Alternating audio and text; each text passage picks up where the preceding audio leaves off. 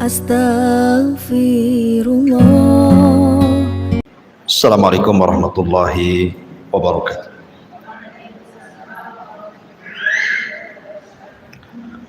Alhamdulillah wassalatu wassalamu ala rasulillah wa ala alihi wa sahbihi wa mawalah wa la hawla wa la quwwata illa billahi wa ba'du. Qala Allahu azza wa jalla ya ayyuhalladzina amanu taqullaha haqqa tuqatih wa la tamutunna illa wa antum muslimun, amma ba'd. Baik, kita lanjutkan kajian kita, masih membahas tafsir dari Juz Amma, dan pagi ini kita akan membahas surah Al-A'la, suratul A'la.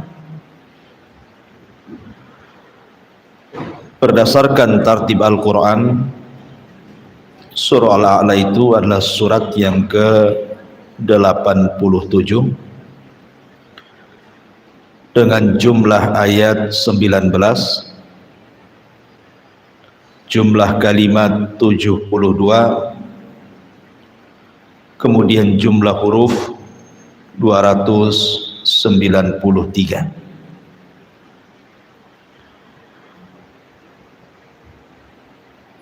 Adapun di antara keistimewaannya, Nabi sallallahu alaihi wasallam selalu membaca di hari-hari besar Islam, seperti pada salat Jumat. Nabi SAW terkadang membaca Sabbihisma rabbikal a'la dan juga hal ataka hadithul ghasyiyah. Kemudian juga dalam salat Idaini, dua Id baik Adha ataupun Idul Fitri juga sama. Terkadang beliau membaca Sabbihisma rabbikal a'la pada rakaat pertama, kemudian rakaat keduanya hal ataka hadithul ghasyiyah.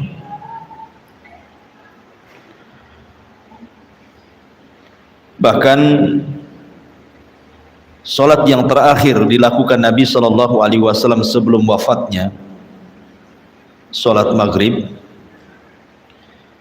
maka beliau membaca pada rakaat pertama Sabbihisma rabbikal a'la, dan rakaat kedua Qul ya ayyuhal kafir. Begitu juga hadis tentang Mu'adz bin Jabal yang sering saya sampaikan, ketika dia mengimami kaumnya kemudian membaca surah Al-Baqarah, tiba-tiba salah satu makmumnya keluar karena kepanjangan, akhirnya melaksanakan sholat sendirian.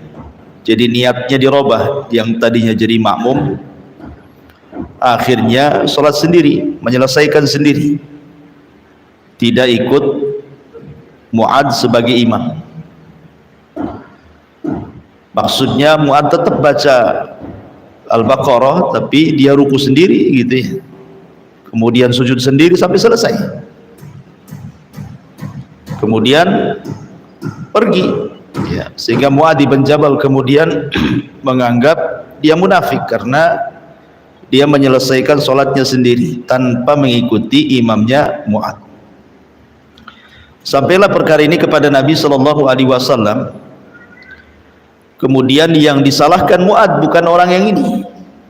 Kata Rasul, afattanu ya Mu'adz, Mu'adz, kau mau buat fitnah ya? Kalau engkau sholat dan jadi imam itu tengok-tengok ke belakang, boleh jadi di belakang itu ada orang yang punya hajat, ada orang yang nggak mampu karena sakit, dan begitu seterusnya. Kalau engkau sholat, maka salah satunya surat yang dianjurkan Rasul, bacalah Sabbihisma rabbikal a'la. Lah ketika itu Mu'adz sedang sholat apa? Isya. Makanya disunahkan sholat Isya itu salah satu surat yang dibaca adalah Sabbihisma Rabbikal A'la.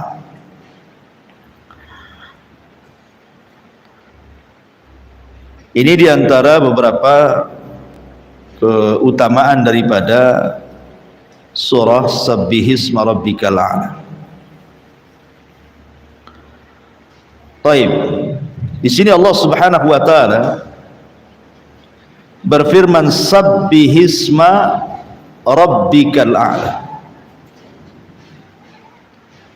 Sucikanlah nama Rabbmu yang maha tinggi.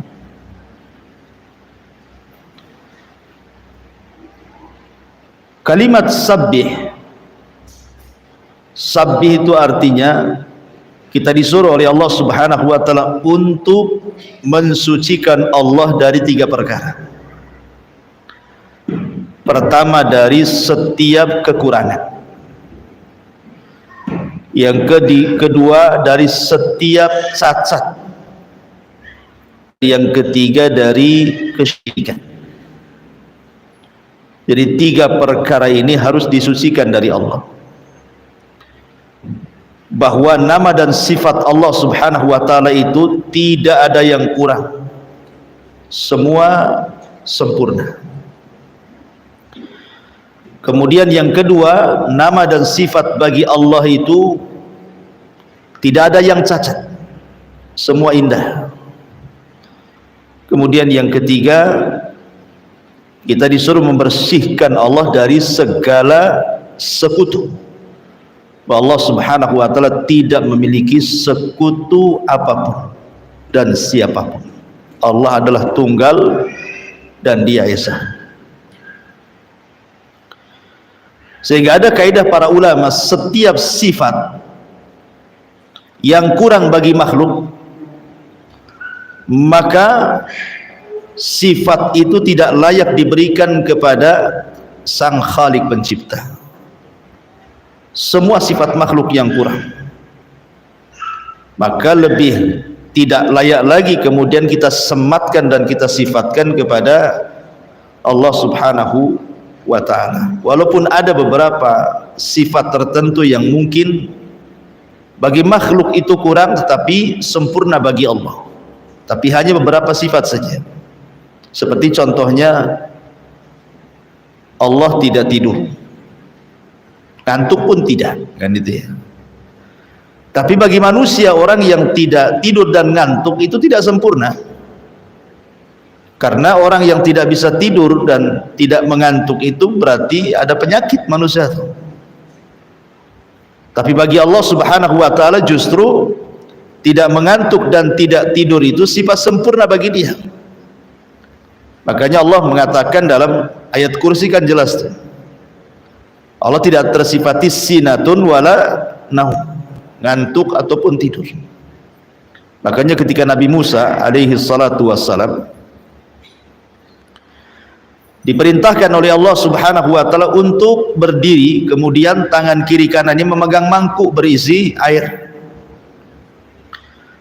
Kemudian oleh Allah Subhanahu wa taala diwaktu sampai kapan Musa sanggup memegang 2 mangkuk yang berisi air itu sambil begini, ya, sambil begini, dibiarin sama Allah. Akhirnya Musa ngantuk, kemudian sempat terlintas tidur, akhirnya jatuhlah kedua mangkuk yang berisi air itu, kemudian pecah. Maka Allah mengatakan, ya Musa, kalau posisiku seperti kamu, mengantuk dan tidur, maka akan pecah langit bumi seperti pecahnya piring atau mangkuk yang kau pegang itu. Sempat aja aku tidur atau ngantuk, habis ditabrakan semua galaksi-galaksi ini. Artinya di sini bahwa Allah Subhanahu wa taala betul-betul harus disucikan dari segala perkara-perkara yang kurang bagi Allah, yang cacat bagi Allah, ataupun dari kesyirikan kepada Allah Subhanahu wa taala. Karena kalau kita melihat agama-agama di luar daripada Islam, mereka kemudian membuat sifat-sifat bagi Allah yang tidak sempurna. Contoh umpamanya orang-orang Yahudi menganggap bahwa Uzair itu anak Tuhan, seolah-olah Tuhan itu beranak, ya kan itu ya. Kemudian Nasrani juga begitu, sama, mengatakan Al-Masih Isa bin Maryam itu anak Tuhan. Bahkan lebih parah lagi, mengatakan Isa itu adalah Tuhan. Karena Allah mengatakan laqad kafara alladziina qalu innallaha huwa al-Masih ibnu Maryam. Sungguh telah kafir, kata Allah, orang yang mengatakan Tuhan itu Isa bin Maryam. Semana Isa bin Maryam jadi Tuhan gitu ya. Atau mungkin Tuhan berada di dalam Isa bin Maryam. Maka ini kan sifat-sifat yang kurang bagi Allah. Tidak boleh kita sematkan kepada Allah subhanahu wa ta'ala sifat-sifat yang seperti ini. Makanya dengan tegas Allah mengatakan Qul huwallahu ahad Allahus samad lam yalid walam yulad, kan itu. Walam yakul lahu kufuwan ahad. Dia tidak dilahirkan dan juga tidak melahirkan. Karena sifat itu sifat kurang bagi Allah. Maka tidak bisa disematkan. Itu makna sabbih di sini. Sabbih isma rabbikal a'la, nama Rabbmu al-a'la, yang maha tinggi. Ketinggian Allah subhanahu wa ta'ala juga ada 3 macam. Ada yang disebut dengan uluwul qadri. Satu, uluwul qadri, ketinggian kadar namanya. Yang kedua, uluwul qahri, ketinggian al-qahri. Kemudian yang ketiga, al-uluwu az-zati, ulu, ketinggian, az-zat, secara zatnya.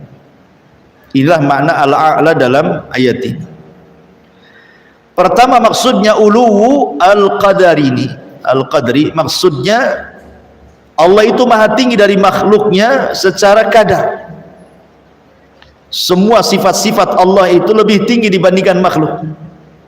Contoh, manusia maha mendengar, Allah juga maha mendengar. Tetapi pendengaran manusia itu kan terbatas. Sampai di mana coba ibu mendengar? Pamannya di pasar Puskopkar gini kan banyak orang ngobrol kan, sampai di sini juga ibu nggak dengar kan apa yang diomongkan orang di sana itu. Padahal kan dekat jaraknya itu 100 meter kan. Kita tidak bisa mendengar apa yang dibicarakan orang dari 100 meter itu. Artinya pendengaran kita terbatas dengan jarak. Ya, hanya beberapa meter aja dari telinga baru kita bisa dengar. Itu yang normal tuh pendengarannya. Kalau yang budak walaupun sebelah nggak dengar aja, ngomong hahaha saja ya, yang budak ya. Kalau yang normal aja nggak bisa kita. Orang di situ, di rumah situ ngomong apa kita nggak tahu. Tetapi Allah subhanahu wa ta'ala maha tinggi atas makhluknya dari semua sifat-sifatnya. Allah maha mendengar. Bahkan bukan hanya yang diucapkan manusia secara lisan, yang tidak diucapkan saja dalam hati Allah bisa dengar. Allah tahu. Jadi itu kan Allah secara kadar lebih tinggi dibandingkan manusia. Allah maha melihat, Allah maha menghidupkan, mematikan, dan begitu seterusnya. Ini disebut uluwu al-qadari namanya. Kemudian yang kedua, uluwul qahri, bahwa Allah itu maha tinggi dibandingkan makhluk secara kekuasaan. Allah itu berkuasa. Allah berkuasa kepada makhluknya. Allah bisa saja sewaktu-waktu menghancurkan kaumnya, menghancurkan makhluknya sesuka dia. Seperti Allah menghancurkan kaum Ad, Allah hancurkan kaum Thamud, Allah hancurkan kaum Sodom, Allah hancurkan kaum Nuh. Allah berkuasa. Ya. Siapa yang bisa mencegah kekuasaan Allah? Tidak ada. Itu namanya uluwu al-qahri. Kemudian yang ketiga, uluwu zat. Uluwu zat itu secara zatnya memang Allah tinggi. Allah itu berada di atas ketinggian. Allah bukan berada di mana-mana, tidak. Allah itu berada di atas ketinggian. Dan itu berdasarkan dalil dari Al-Quran dan Sunnah, berdasarkan akal, berdasarkan fitrah manusia juga mengatakan seperti itu. Jangan bicara dalil lah, Quran dan Sunnah itu sudah jelas ya kan. Banyak dalil-dalil tentang ketinggian Allah, seperti ketika ada seorang sahabat hendak memerdekakan seorang jariyah, budak wanitanya. Kemudian dia datang kepada Nabi SAW, bolehkah saya merdekakan anak jariyah ini wahai Rasul? Maka Rasul mengatakan, panggil dulu tuh jariyahnya itu. budak wanita itu. Kemudian Rasul mengatakan, "Aina Allah?" Di mana Allah? Maka tiba-tiba budak wanita ini mengatakan, "Allahu fis sama," katanya. Allah di atas ketinggian, di langit. Maka Rasul mengatakan, "I'tikha fa innaha mu'minah." Merdekakan, dia wanita mukmin, ya kan? Nah, wanita ini mengatakan dia di langit, kan itu menunjukkan bahwa fitrahnya bicara tuh. Kita lihat saja orang-orang yang berdoa kemana mengarahkan tangan dan wajah? Ke langit. Ya, kalau berdoa itu kan ke langit, telapak tangannya kan ke langit begini kan. Karena memang secara fitrah manusia memang Allah itu berada di atas ketinggian. Bahkan orang awam yang belum terkontaminasi paham-paham macam-macam kan, kalau ditanya kapan lu kawin, umpamanya, terserah yang di atas lah kan itu. Terserah yang di atas, ya, bukan terserah yang di mana-mana gitu. Apalagi terserah yang di bawah di mana kan itu. Ya terserah yang di atas lah. Maknanya ketika dia bicara terserah yang di atas itu meyakini secara fitrahnya bahwa Allah itu berada di atas ketinggian. Nah, ini disebut uluwul dzat namanya, bahwa Allah itu lebih tinggi di atas makhluknya. Ma'asyiral muslimat yang dimuliakan Allah Azza wa Jalla, itulah makna sabbihisma rabbikal a'la. Kemudian Allah mengatakan alladzi khalaqa fasawwa. Maksudnya Allah Subhanahu wa taala menciptakan segala sesuatu. Jadi yang menciptakan segala sesuatu ini adalah Allah. Baik langit, bumi, isi keduanya, itu semua Allah ciptakan. Kemudian fasawwah, bukan hanya sekedar menciptakan, tetapi sawwah. Sawwah itu artinya akmal sun'atahu, sangat sempurna, sangat indah ciptaannya itu. Jadi bukan hanya sekedar diciptakan, tetapi Allah pun memperhatikan keindahannya, memperhatikan kesempurnaannya. Jangan jauh-jauh lah, ibu lihat badan ibu sendiri kan. Allah mengatakan wa fi anfusikum afala tubsirun, dan pada diri kalian itu ada tanda-tanda kuasa Allah Azza wa Jalla. Allah menciptakan manusia itu fi ahsani takwim kan, dalam bentuk yang sebaik-baik bentuk, lebih baik dibandingkan binatang, lebih baik dibandingkan jin, lebih baik dibandingkan tumbuh-tumbuhan. Jadi Allah itu bukan hanya sekedar menciptakan manusia saja, tetapi juga memperindah manusia. Ciptanya itu diperindah, disempurnakan betul-betul ya, sehingga dibedakan di antara makhluk yang lainnya. Makanya Allah Subhanahu wa taala mengatakan laqad khalaqnal insana fi ahsani taqwim, kan itu ya. Dan sungguh kami telah ciptakan manusia itu dalam bentuk sebaik-baik bentuk. Sebaik-baik bentuk ini, bagaimana Allah Subhanahu wa taala bisa meletakkan anggota badan itu sesuai dengan hajat manusia coba. Allah letakkan kepala di atas dengan perlengkapannya, mata, telinga, hidung, lisan gitu ya, semua di kepala. Dan itu di depan gitu ya. Coba kalau seandainya di atas sini nih kepalanya ibu ngadep ke langit, gimana kalau hujan tuh? Mungkin hari-hari kebesekan gitu ya. Tetapi kan Allah luar biasa menempatkan sampai kedua tangan. Kedua tangan loh, kiri kanan kok sama panjangnya. Jari-jarinya loh sama panjangnya. Nggak ada panjang sebelah, nah semua sama. Kalau panjang sebelah berarti cacat lah orang itu.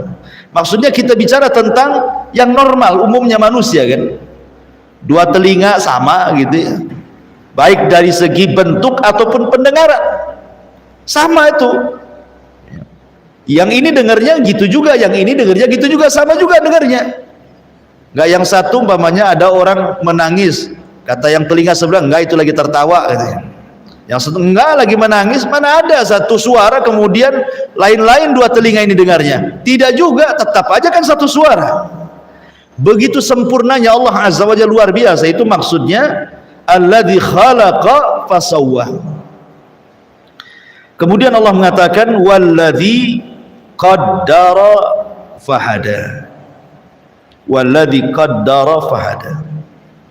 Maksudnya walladzi qaddara likulli makhluqin wadhifatahu wa ghayatahu fahadahu ila ma khalaqa li ajlihi wa alhamahu ghayata wujudihi wa qaddara lahu ma yuslihuhu muddata baqaihi wa hadahu ilaihi aidan. Kata ulama tafsir, maksudnya walladzi qaddara fahada, dan yang telah memberikan kadar dan memberikan petunjuk.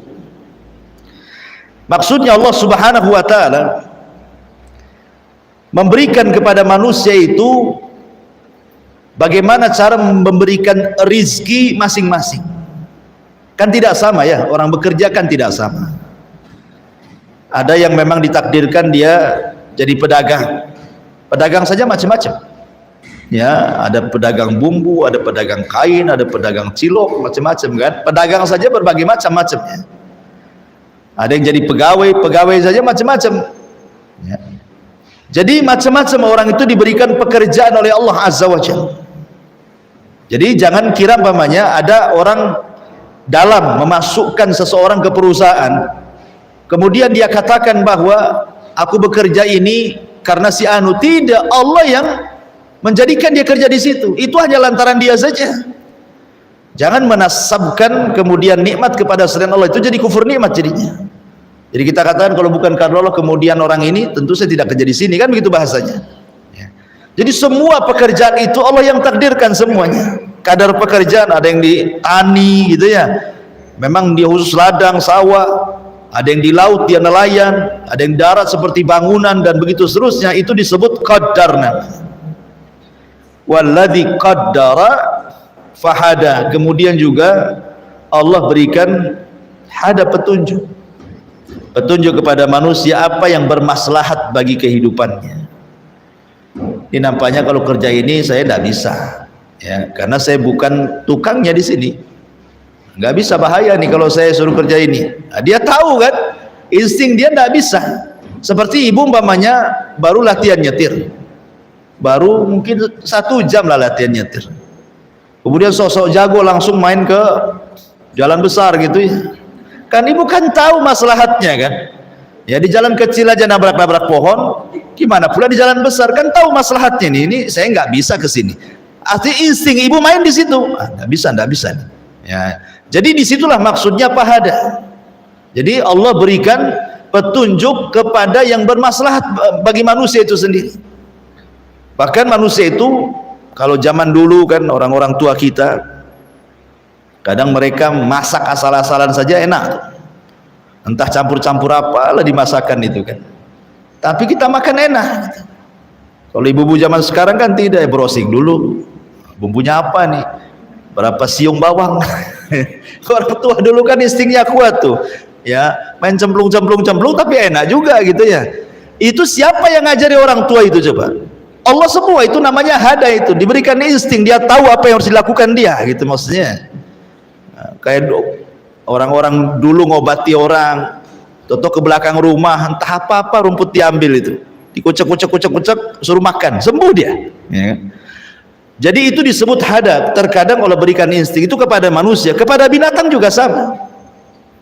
Jadi Allah Subhanahu wa taala berikan insting kepada binatang itu. Bagaimana caranya kemudian binatang ini mencari makan?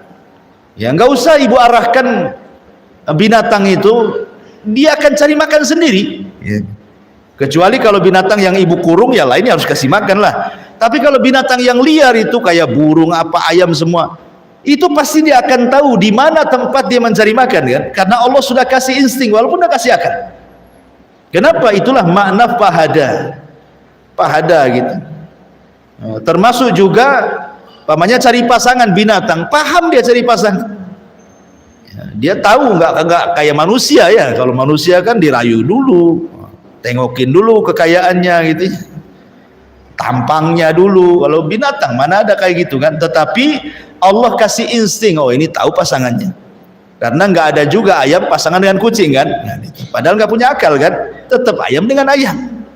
Ya, dan ayam jantan pun tak mau juga dengan yang jantan, tetap juga dengan betina kan, karena nggak ada homoseksual di kalangan binatang itu ya.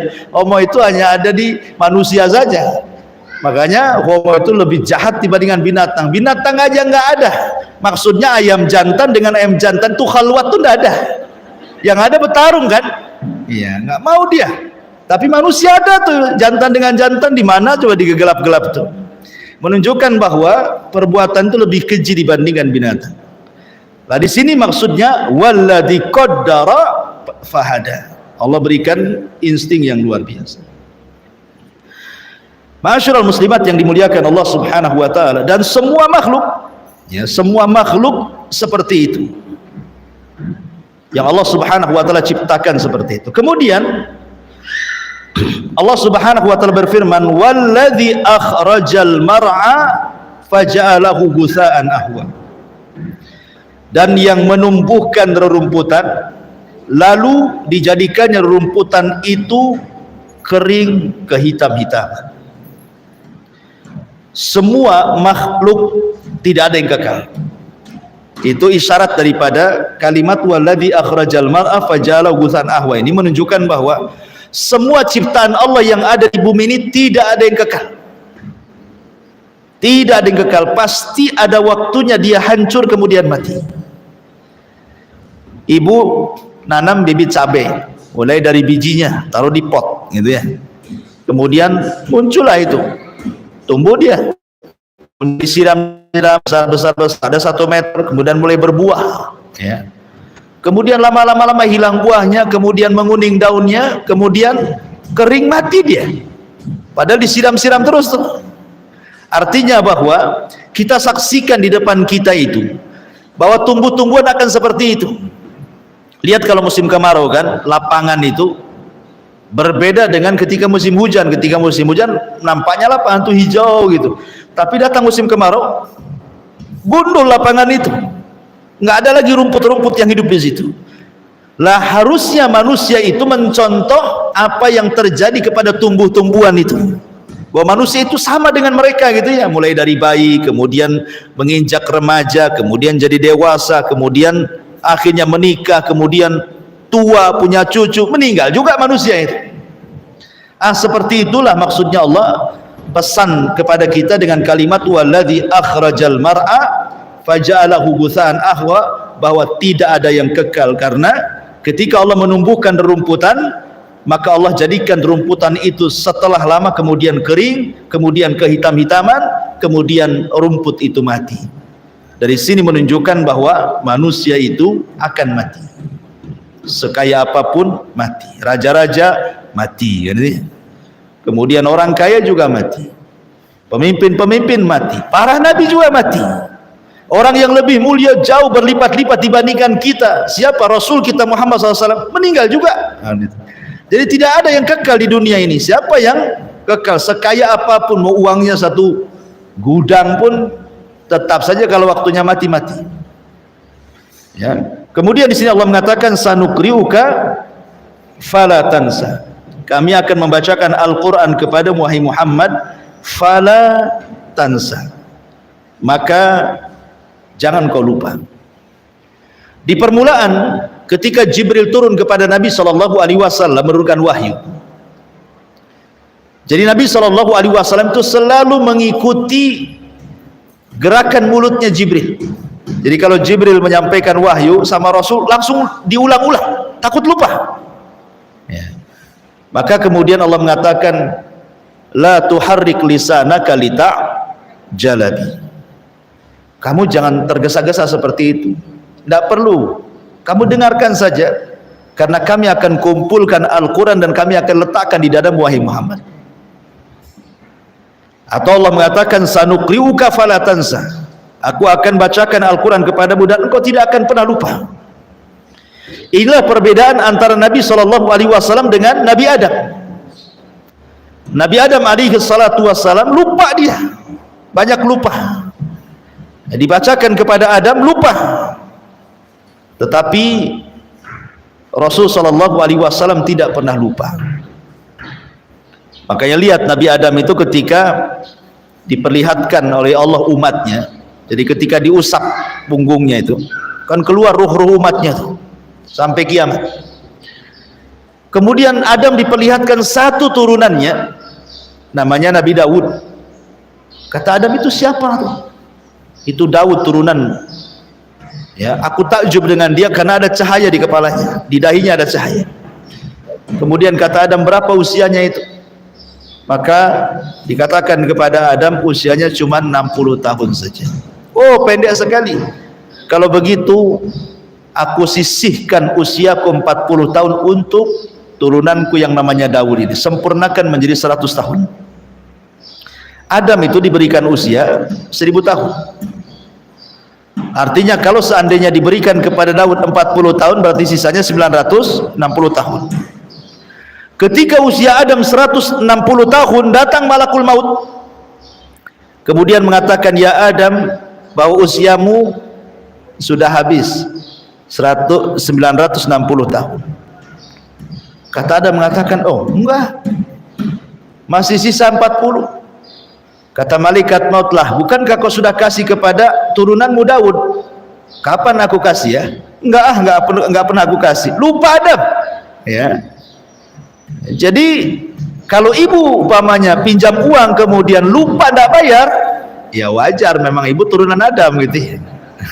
Kalau lupa, cuman yang repotnya kan bukan lupa, memang sengaja dilupakan gitu ya. Intinya bahwa Nabi Adam itu lupa, orang yang mudah lupa. Tapi Nabi SAW mengatakan, sanukri'uka fala tansa.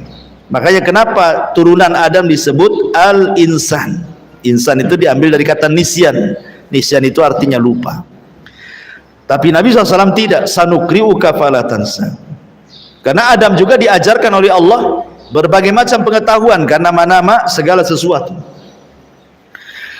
Sanukri'uka fala tansa illa masya Allah, kecuali jika Allah menghendaki. Maksudnya menghendaki itu maksudnya Allah Subhanahu wa taala hendak mengganti ayat atau memansuh dengan yang lebih baik lagi, sebagaimana Allah mengatakan, manansakh min ayatin au nunsiha na'ti bi khairi minha au mithliha.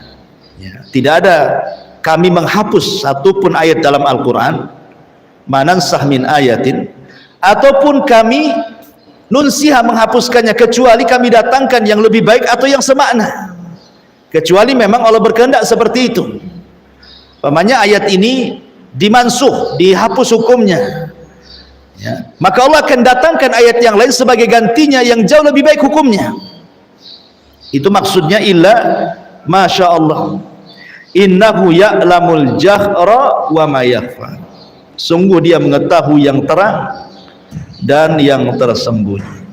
Allah Maha tahu yang telah, yang sedang, dan yang akan datang. Allah itu Maha tahu. Bahkan kepada sesuatu yang mustahil terjadi, kalau terjadi pun Allah Maha tahu. Seperti apa? Seperti umpamanya orang kafir yang kemudian dihidupkan kembali ke dunia. Allah Maha tahu kalau itu terjadi pasti dia kafir lagi. Makanya Allah mengatakan lauruddu la'adu limanu. Kalau seandainya mereka dikembalikan orang kafir itu ke dunia, pasti mereka buat kafir lagi. Kan menghidupkan orang yang sudah di neraka dikembalikan ke dunia kan mustahil. Tapi kalau itu terjadi Allah tahu. Buktinya Allah mengatakan lauruddu la'adu limanuhu. Kalau mereka dikembalikan ke dunia pasti kafir lagi, kan itu ya. Menunjukkan bahwa kepada sesuatu yang mustahil terjadi, kalau terjadi saja pasti tahu. Dan ini alasan yang disebutkan para ulama kenapa orang kafir itu dikekalkan di neraka. Coba, masa dosa 60 tahun kemudian masuk neraka sama sekali tidak keluar dari neraka? Bagaimana ini? Ya kan, orang kafirnya umpamanya usianya ada yang 40 tahun dia meninggal, ada yang 30 tahun dia meninggal, ada yang 60 tahun meninggal. Oke lah, sudah balik 15 tahun, berarti anggaplah 20 tahun dia hidup, meninggal. Cuman dari balik ke kekufurannya itu dianggap 5 tahun. Tapi karena dia kafir, masuk neraka dikekalkan di dalamnya. Kok bisa? Ya, maka jawabannya ini. Jawabannya, sebab kalau seandainya orang kafir yang mati itu yang masuk neraka dikembalikan ke bumi, pasti dia kafir lagi. Bukannya tobat, pasti kafir lagi. Maka sebab itulah kenapa orang kafir dikekalkan gitu maksudnya. Karena Allah yang mengatakan lauruddu la'adu limanu, kalau mereka dikembalikan pasti mereka akan kembali kepada kekufuran. Jadi Allah itu maha tahu yang telah, yang sedang, dan yang akan datang, atau kepada sesuatu yang mustahil terjadi. Kalau terjadi Allah maha tahu. Allah maha tahu yang terang, Allah maha tahu yang tersembunyi, bahkan yang ada di dada setiap manusia Allah tahu. Bahkan di kegelapan malam, daun yang jatuh itu Allah maha tahu berapa yang jatuh, jam berapa, detik berapa, Allah maha tahu semuanya. Jadi Allah itu maha tahu, ya'lamul jahra wa ma yakhfa. Kemudian Allah mengatakan, wa nuyassiruka lil yusra, dan kami akan memudahkan bagimu ke jalan kemudahan. Maksudnya syariat-syariat yang Allah Subhanahu wa taala berikan kepada agama kita, agama Islam yang dibawa Rasul itu adalah syariat yang mudah. Syariat yang mudah sekali. Jangan mempersulit, karena Islam itu syariat mudah. Kata Nabi, yassiru wala tu'assiru, mudahkan, jangan kau persulit. Inna dina indallahi yusrun, agama di sisi Allah itu sangat mudah. Mana yang tidak ada kemudahan dalam Islam, coba Bu? Umpamanya nih, orang tidak sanggup haji, karena haji itu kan harus ada dua kemampuan. Satu, secara finansial, mungkin punya harta banyak. Yang kedua, secara kesehatan. Tapi kalau seandainya dia tidak sanggup dua-duanya, apa kemudian tetap diwajibkan haji? Kan enggak juga. Gugur kewajiban haji bagi dia. Jangankan dua-duanya tidak sanggup, satu saja tidak sanggup, gugur. Pamannya uangnya satu gudang, uang semua, tidur dengan uang dia. Tapi dia setruk, gimana hajinya? Tak mungkin kemudian kita bawa setruk-setruk ke sana, matilah sampai di sana. Artinya walaupun punya uang, setruk, tidak bisa haji dia. Atau sehat, masya Allah sehat, ya, tapi pengangguran, banyak hutang, gimana mau haji? Itu bayar hutangnya nggak bisa. Dan tidak mungkin pula jalan kaki dari sini kan. Jadi dari sini menunjukkan bahwa ini mudah semua. Kalau memang tidak sanggup, gugur. Ada yang sifatnya itu dimudahkan dengan cara digugurkan kewajibannya. Ada yang sifatnya diganti. Contoh nih, mau wudhu tak ada air gitu ya, ganti tayamum. Nah, ada yang sifatnya diganti. Cari nggak ada air, cuman nih ya, mau beli aqua pula tak ada duit gitu ya. Ya sudahlah, tayamum saja. Jadi ada yang sifat kemudahannya itu Allah ganti. Atau ada yang sifat kemudahannya itu Allah Subhanahu wa taala suruh kurangi. Pamannya ibu ketika safar, ya masyaqqah, banyak keberatan, ya sudahlah, Allah Subhanahu wa taala berikan keringanan, sholatnya dari 4 rakaat jadi 2 rakaat. Allah kurangi itu. Dari 4 jadi 2. Kan enak jadinya ya. Kemudian bisa dikosor lagi. Sudah duhur 2 rakaat, asar 2 rakaat, dikosor jamak, dua-duanya boleh ketika safar. Itu semua kemudahan. Bahkan ada yang kemudian seseorang kalau lagi puasa kemudian safar tidak sanggup, boleh batal puasanya. Wanita hamil, wanita menyusui ketika puasa boleh dia tidak puasa, tetapi diqadha gitu ya. Kalau orang tua tidak sanggup puasa, kan nggak bisa dia puasa, suruh bayar fidyah gitu ya. Jadi Islam itu semua mudah, tidak ada yang sulit.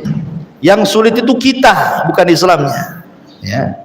Kitanya yang malas sholat jadi sulit jadinya. Kalau kita amalkan, tidak ada yang sulit bagi Islam itu. Makanya jelaskan kepada Islam itu, kepada orang lain tentang Islam itu dari sisi kemudahan. Saya pernah berdakwah di Anambas Bu. Di Anambas itu ada masjid khusus, Masjid Kuning, itu khusus mu'alaf, yang bangun pun orang-orang mu'alaf di situ. Jadi saya pernah dakwah di masjid itu, tuh para mu'alaf banyak di situ. Dia cerita, Ustaz sebenarnya banyak loh kawan-kawan saya yang mau masuk Islam itu. Jadi saya tanya, kenapa mereka tidak masuk Islam seperti bapak-bapak? Kendalanya cuma satu Ustaz katanya, mereka takut sunat katanya. Mereka takut sunat, nggak mau masuk Islam. Kesannya itu maksudnya, ya kesannya itu bahwa syarat masuk Islam itu harus sunat, kan begitu artinya kan?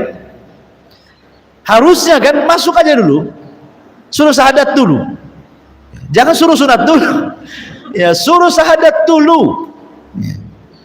Habis syahadat nanti betul-betul dapat hidayah hatinya, nanti dia tidak akan takut lagi. Kalau sudah sadar kan dia hilang takutnya, karena memang itu kewajiban disunat untuk syarat sahnya sholat, biar tidak membawa najis kan gitu ya. Tapi pertama kali jangan disinggung itu. Kalau memang mereka takut di situ, jangan disinggung di situ dulu kan gitu.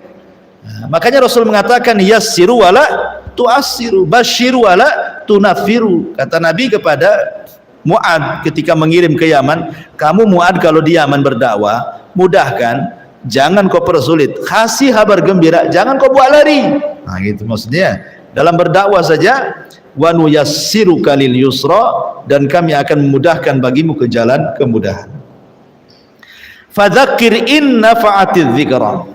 Oleh sebab itu berikanlah peringatan, karena peringatan itu bermanfaat. Ada dua penafsiran. Maksudnya apa?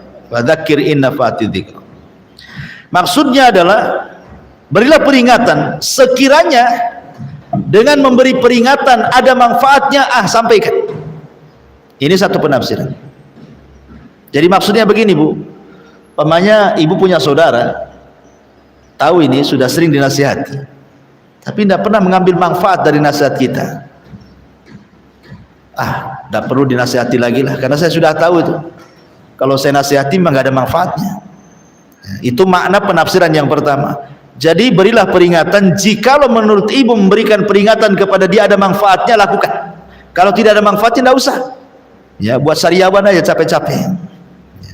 Ini satu penafsiran. Penafsiran yang kedua, fadzakir in nafa'atiz dzikra, maksudnya berilah peringatan karena setiap peringatan itu pasti ada manfaatnya. Mau nerima nggak nerima, kasih peringatan, pasti ada manfaatnya. Mungkin tidak manfaat bagi dia, manfaat di sekitarnya. Tidak manfaat di sekitarnya, manfaat juga kepada kita, dapat pahala kan. Yang menyampaikan peringatan manfaatnya balik kepada kita juga gitu.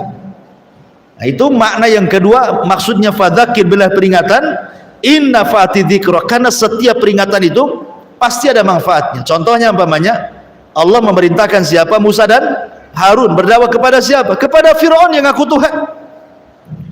Padahal Fir'aun juga tidak mengambil peringatan dari Musa kan, tetap aja dia mati kafir.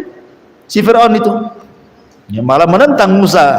Nah, jadi ada dua penafsiran. Penafsiran yang pertama saya ulang, berilah peringatan jikalau dalam memberi peringatan itu ada manfaatnya. Kalau nggak ada ya nggak usah. Ini satu penafsiran. Penafsiran yang kedua, sudah kasih aja peringatan, pasti nanti ada manfaatnya juga gitu ya. Itulah fadzakir inna fa'atiz dzikra. Dan Nabi SAW ini kan perintah kepada Nabi awalnya, fadzakir wahai Muhammad, berilah peringatan. Dan Nabi SAW adalah orang yang sangat-sangat gigih memberikan peringatan kepada umat manusia. Kita lihat bagaimana Nabi SAW berdakwah di kota Mekah itu 13 tahun kan, dengan berbagai macam rintangan dan tantangan. Kalau mungkin kita di posisi Nabi, nggak ada yang bisa kuat. Tidak ada yang kuat seperti Nabi. Jadi kalau kita ini orang-orang yang lemah imannya, diposisikan di posisi Nabi, resign jadi Nabi ya. Makanya Allah Subhanahu wa ta'ala pilihkan Nabi itu tidak sembarang Nabi.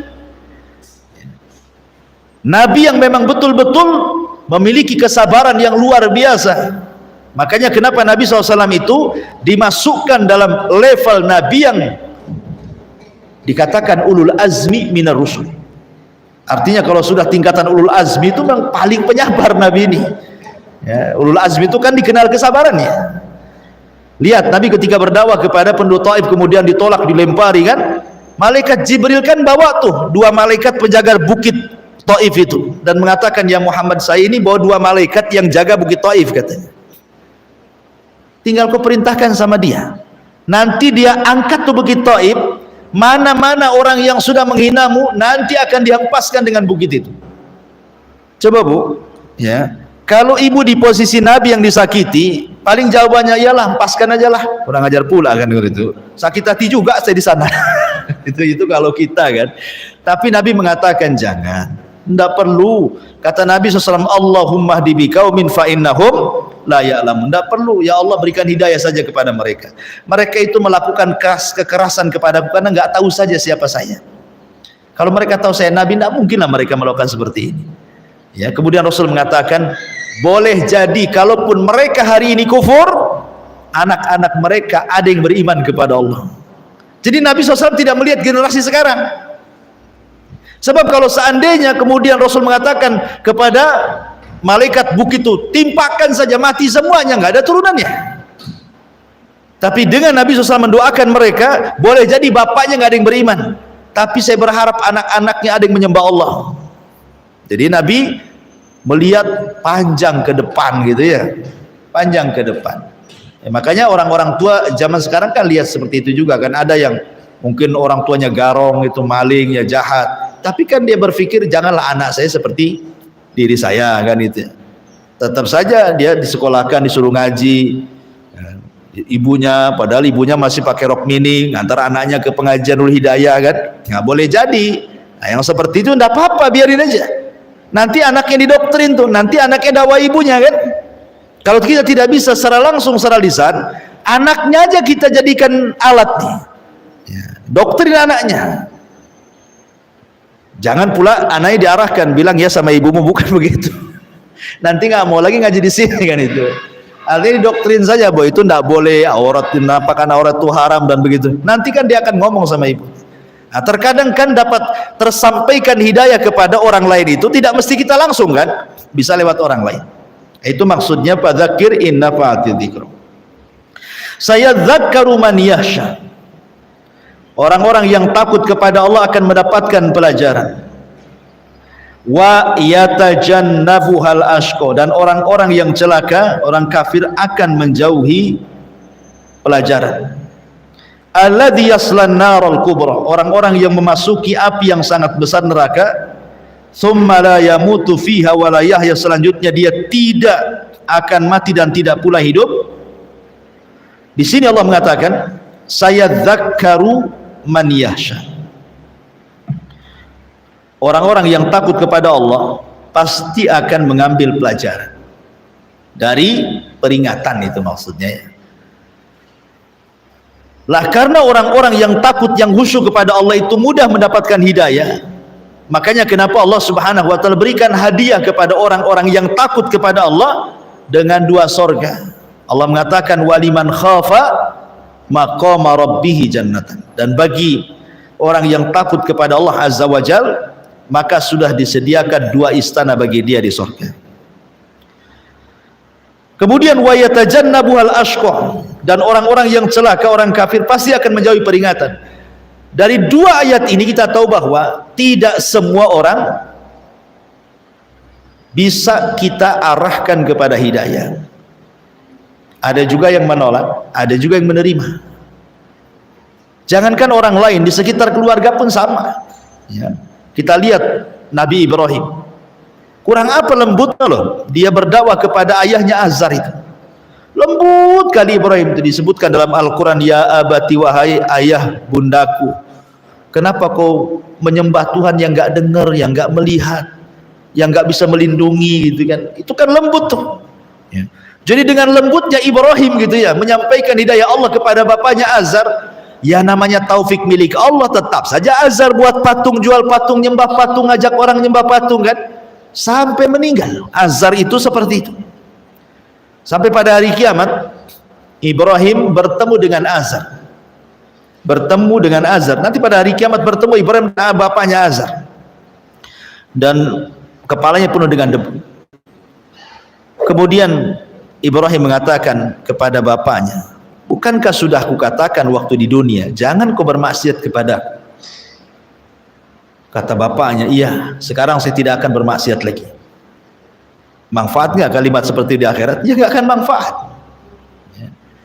Tidak akan manfaat seperti ini, karena ini namanya khasyiatun nasibatun, khasyiatun, di mana? Surah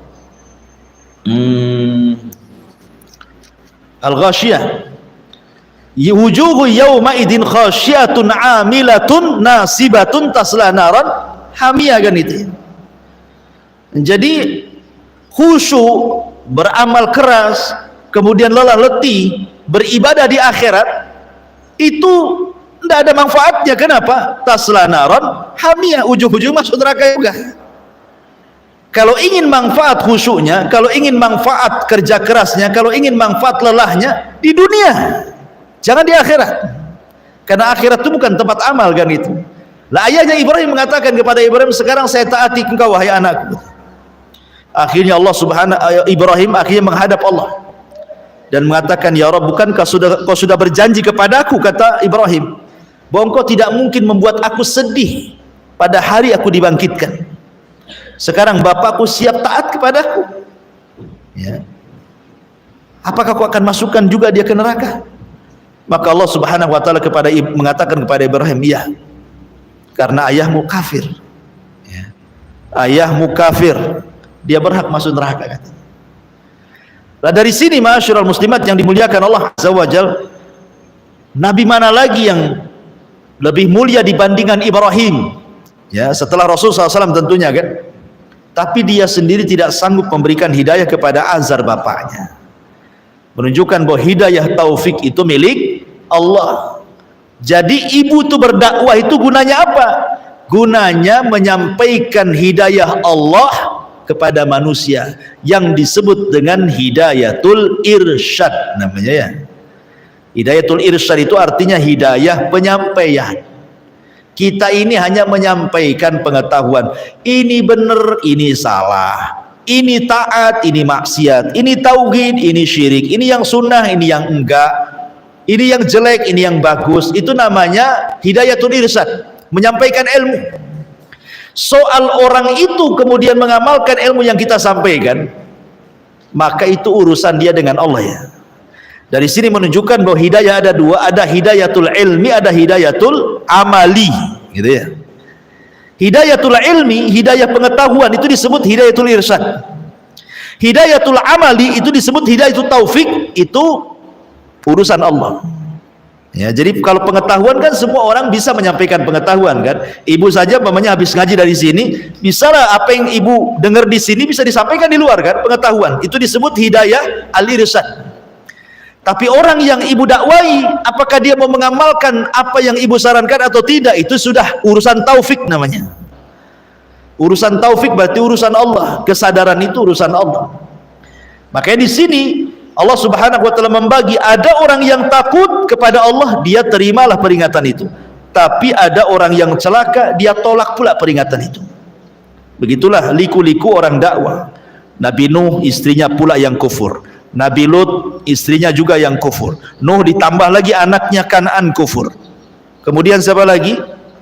Nabi Muhammad SAW, paman-pamannya, coba dari 4 paman yang masih hidup sampai kenabian, 2 kafir, ya. Siapa? Abu Lahab dan Abu Talib. Kalau Abu Talib masih mending lah, walaupun kafir tapi tidak memusuhi Nabi. Tapi Abu Lahab itu jelas-jelas musuhi Nabi, bahkan yang pertama kali musuhi Nabi lagi. Kurang apa akhlaknya Nabi itu? Akhlaknya Nabi itu mukjizat. Saya contohkan akhlaknya Nabi mukjizat itu. Rasul itu senantiasa senyum, itu kan mukjizat, Bu. Rasul itu bermuka masam sekali seumur hidupnya. Kalau bukan mukjizat apa namanya, coba? Ibu setahun senyum terus? Enggak, mana ada, ya. Kurang belanja aja merenggut, itu kan. Kena semprot suami dah enggak senyum lagi, kan. Jadi Rasul itu senyum terus, tetapi bermuka masam sekali seumur hidup Rasul itu. Bayangkan di seumur hidup bermuka masam sekali saja. Gara-gara apa? Kedatangan Abdullah ibn Ummi Maktum ketika dia berdakwah kepada kaumnya, kepada orang-orang pembesar Quraisy dengan harapan kalau kepalanya kena Islam pasti akan kabilahnya masuk Islam. Datang Ibnu Ummi Maktum, orang miskin, buta lagi, kan. Kok ganggu acara saya? Rasul bermuka masam memalingkan mukanya, tapi Allah kemudian menegur Nabi. Yang salah bukan Ibnu Maktum, tetap yang salah Nabi, ditegur, abasa wa tawalla an ja'ahul a'ma. Makanya kenapa selepas itu Rasul sangat menghargai Ibnu Ummi Maktum. Kalau dia datang, apa kata Rasul? Marhaban biman atabani rabbi, selamat datang karenamu aku ditegur Allah, katanya. Itu Nabi itu sama Ibnu Maktum itu, kan. Kemudian Allah mengatakan, alladzi yaslan naral kubra.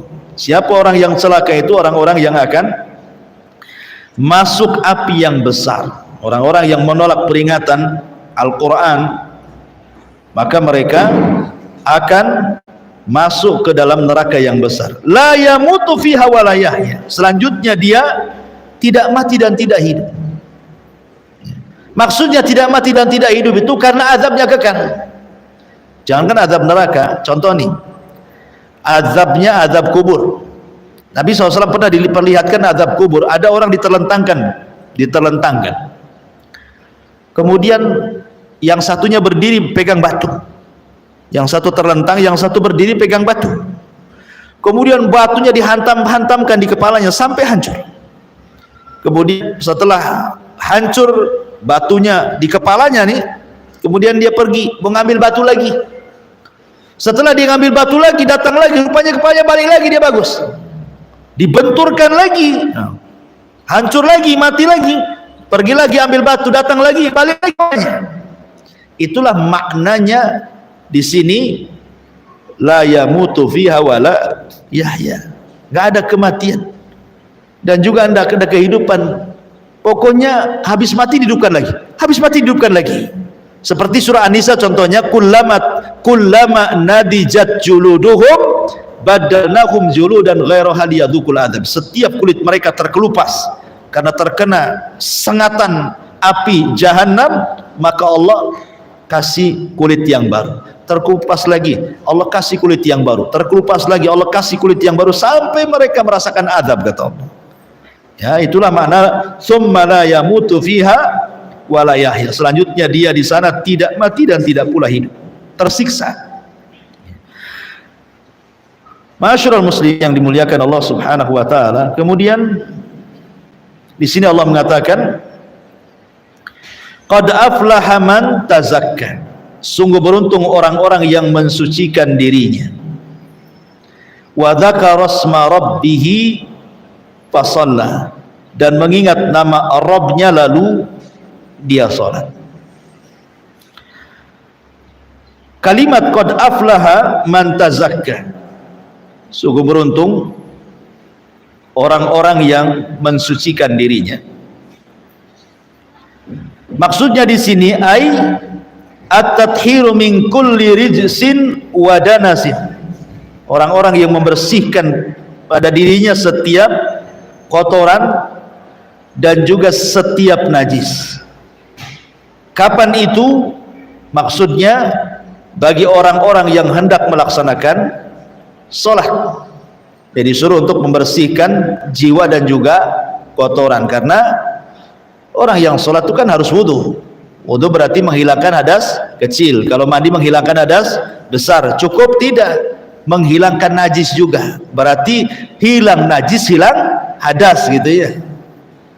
Bahkan salah satu penyebab khusyuknya sholat itu pun adalah dari wudhu. Orang yang bisa menghadirkan niat ketika wudhu, maka dia bisa menghadirkan niat ketika sholat. Ada seorang ulama salaf ditanya, ya imam, saya ini kalau sholat nggak pernah khusyuk, badan saya di sini, hati saya entah kemana, bagaimana caranya? Maka ulama salaf ini mengatakan, lakukan 3 perkara. Pertama, hadirkan hati saat wudhu. Hadirkan hati saat wudhu. Kalau ibu wudhunya bagus gitu ya, betul-betul ibu itu ketika wudhu tidak salah-salah. Diperhatikan berapa kali Rasul mengusap tangan, mengusap kepala, kaki dan begitu seterusnya dari anggota wudhu.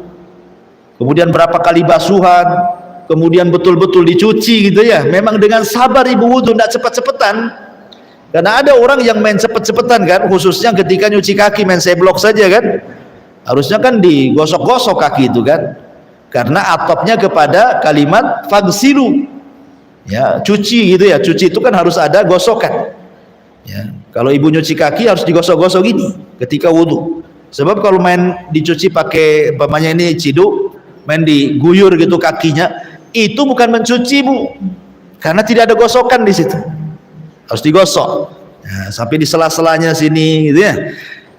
Jadi orang yang bisa menghadirkan saat wudhu, maksudnya hatinya sehingga betul-betul dia wudhunya seperti wudhu Nabi, sabar dia berwudhu. Maka kalau dia bisa sabar ketika wudhu dan bisa menghadirkan hati di situ, maka dia akan bisa sabar dan bisa menghadirkan hati saat sholat. Kenapa? Karena ketika wudhu saja kesalahan ibu itu sudah rontok di situ. Kan setiap tetesan air wudhu kan menghilangkan kesalahan tuh. Jadi belum masuk sholat baru wudhu aja udah rontok kesalahan dia. Sehingga ketika masuk sholat, nah, minimal kesalahannya sebagian besar sudah hilang. Masuk sholat makin khusyuk dia. Ini satu. Yang kedua, hadirkan dalam sholat itu seolah-olah kita berdialog dengan Allah, seolah-olah menghadap Allah, seolah-olah melihat Allah. Ini yang sebagaimana Allah mengatakan dalam Al-Quran, wa innaha lakabiratun illa alal khashiin alladzina yadhunnuna annahum mulaku rabbihim.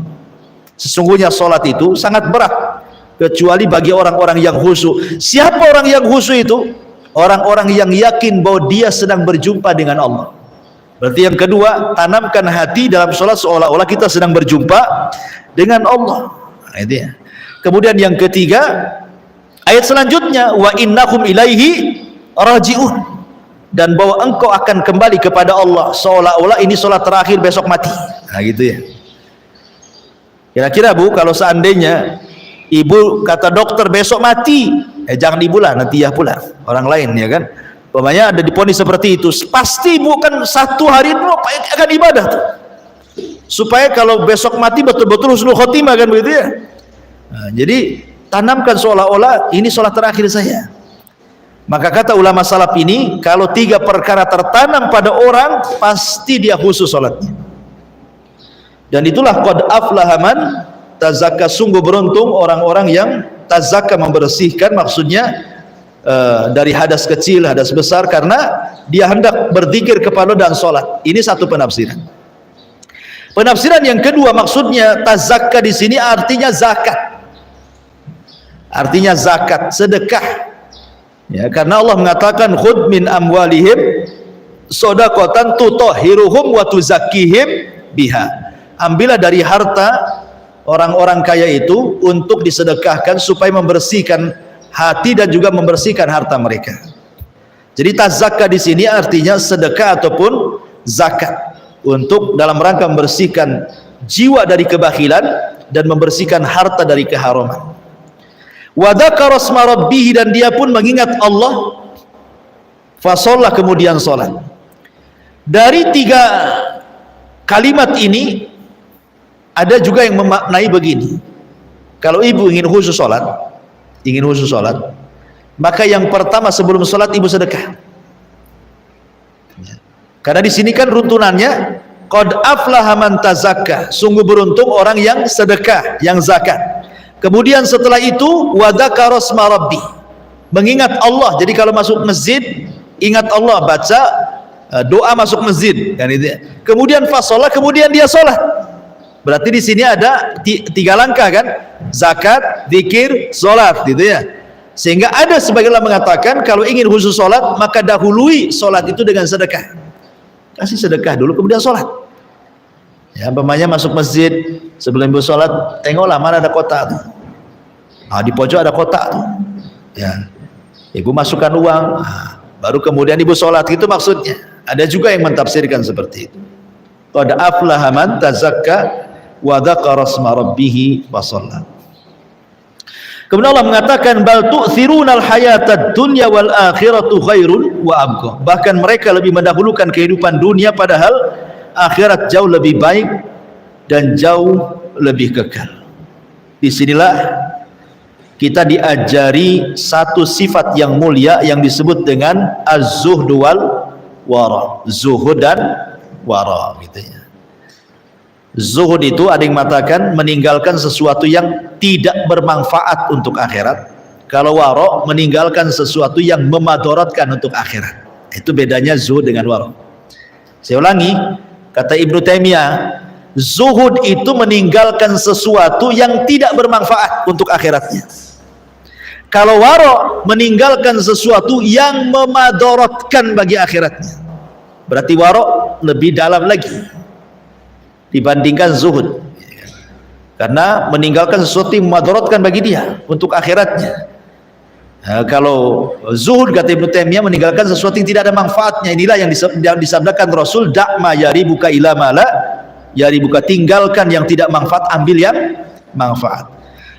Tetapi dari sekian definisi zuhud, saya suka dengan definisi Al-Imam Hasan Al-Basri rahimahullah ta'ala, seorang tabi'in, ketika ditanya apa itu zuhud wa imam, zuhud itu artinya engkau meletakkan harta di tangan dan tidak meletakkan harta di hati.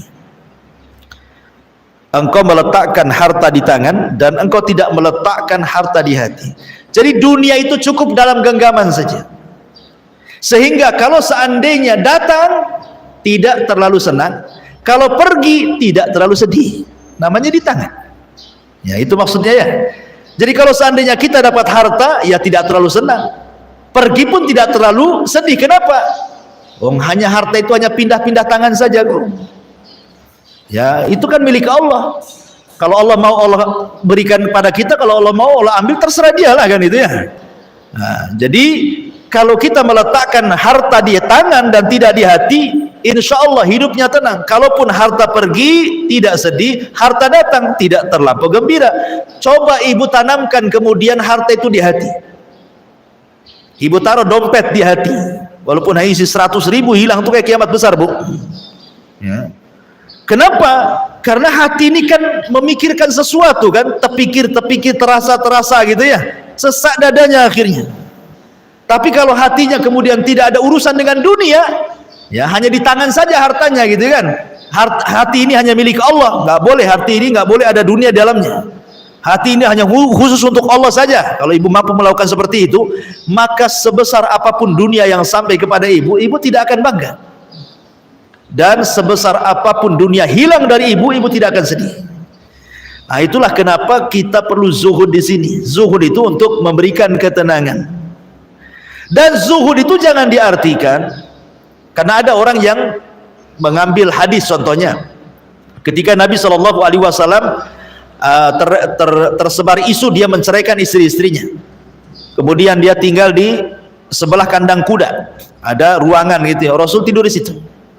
Umar bin Khattab datang, kemudian ingin memastikan betul nggak Hafsah diceraikan. Kemudian dia datang kepada Nabi untuk minta izin, mau menanyakan. Ketika melihat Rasul, menangis Umar. Kenapa? Dia tidur di tikar pelepah kurma. Namanya tikar pelepah kurma itu kalau bangun ada garis-garisnya di badan itu, belum lagi debu yang nempel di badan Rasul. Maka Umar mengatakan, ya Rasulullah, tidakkah engkau menjadi raja seperti raja Persia dan Romawi, katanya. Mereka punya kasur-kasur yang empuk gitu ya, bantal-bantal. Kenapa kau seperti ini?